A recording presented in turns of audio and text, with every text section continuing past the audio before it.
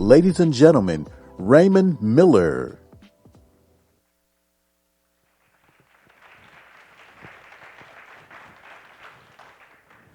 Today I'm here to talk to you about a remarkable story that extends beyond the fields of medicine and science. It is a story that's filled with courage, with honor, with resilience, and sometimes dumb ignorance. So I want to tell you about a boy I know who is a sickle cell warrior.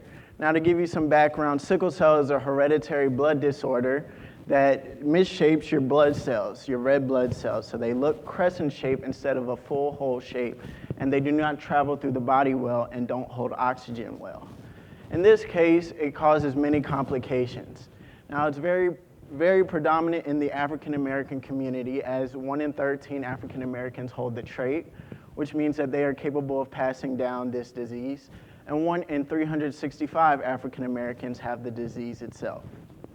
Now, I can list you all the complications that come with sickle cell, but you can go online and search, all the possibilities of what is debilitating about this disease. So instead, I want to tell you about this boy I know who is a sickle cell warrior and his life story. As a kid, from about 0 to 10 years old, he had sickle cell pain, which is a very debilitating pain. It feels like you are wringing out a rag, and it just won't stop unless you are treated with heavy narcotics, such as morphine, Toradol, or sometimes even fentanyl. And so this pain would usually be in his stomach, which is one of the areas that can affect or be affected by sickle cell disease. So every time he had pain, he would curl up in the fetal position as if the world was ending. And so he always dealt with this pain, and he'd go to the hospital. Usually he'd go at the dead of night. He didn't like to tell people about his condition or how it affected him. And every time he'd go at night, he'd bring his textbooks and he'd bring his schoolwork because that was his big escape from the pain. And so he would constantly have doctor visits.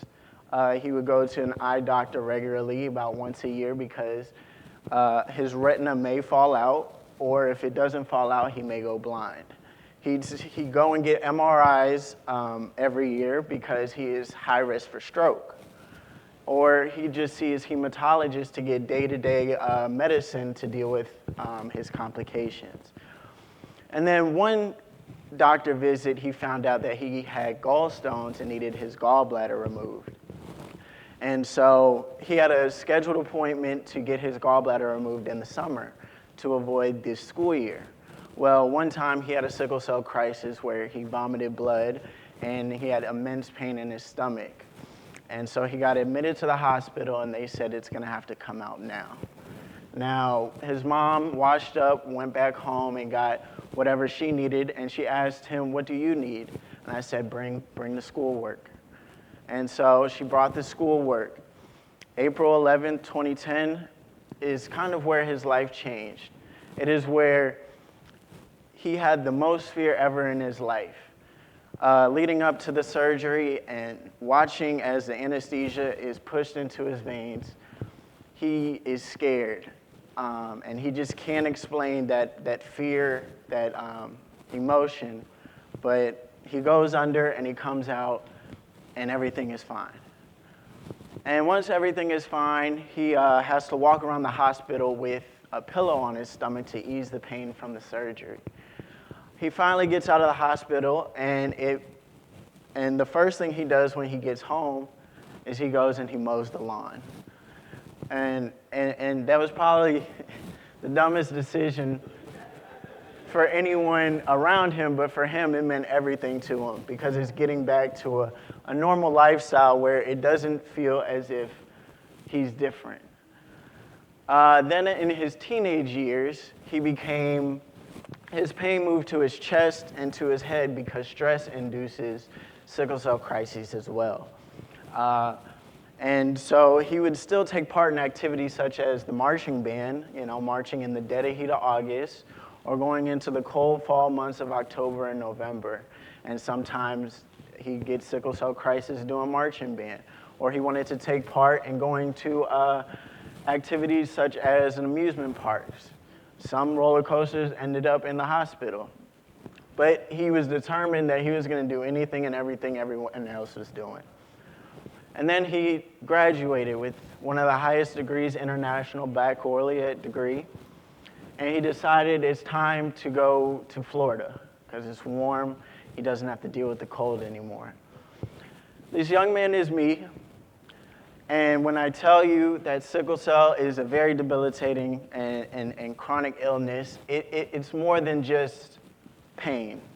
Sometimes it's a mental battle, it's a physical battle, and sometimes it's a battle of the soul. And I had troubles as I grew up transitioning from a little adolescence to an adult, especially when it came to the medical field. And I have two instances where it really changed my life view. So one of the instances is where my sickle cell pain had migrated to my back now. And with this, sometimes it would be hard to even walk. And so there was a time where I visited a hospital because it was so painful, but they said they couldn't see me for about 6 hours. But for me, it felt like this needed to go away now. So I went to another hospital. They said it's going to be 2 hours till we see you. And at this point, I'm just looking for any solution. So I go to an urgent care. And this urgent care says, well, you should go back to the hospital. And I explained to them that it's too much pain to wait in a hospital room. I need treatment right now. And they said, well, if you need treatment right now, we're going to have to do something that you will probably not be pleased with. And in that moment, I didn't care what it was. I just needed the pain to go away. And so I sat on the table, and they told me to turn around and lay on my stomach, and they shot narcotics right in my behind. But that was the best shots of my life at that point, because I couldn't hold the pain anymore.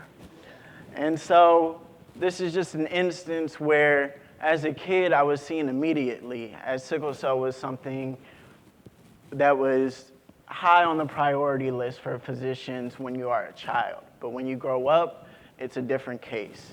Now, the second instance is where I went with a friend, again, debilitating back pain.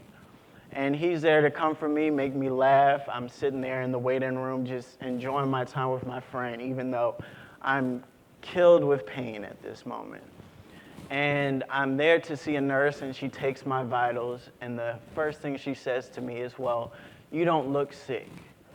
And in that moment, I looked like another African American looking for their next fix.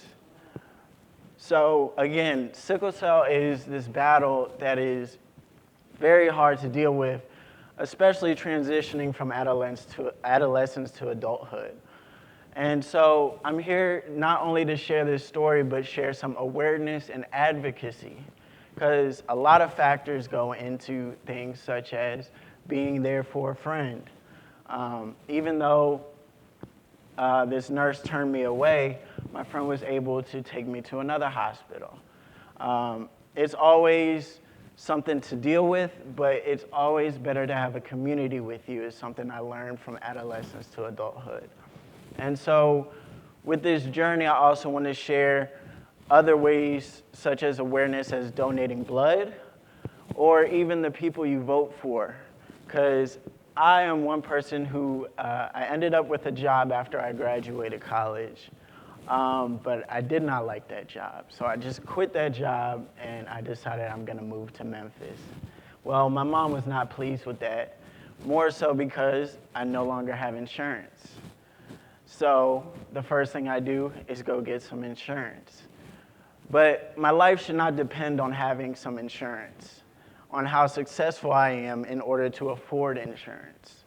So advocacy looks way more than just donating to a cause, but giving a ride to a friend, sharing your vote, anything to be a support system for someone who has this disease.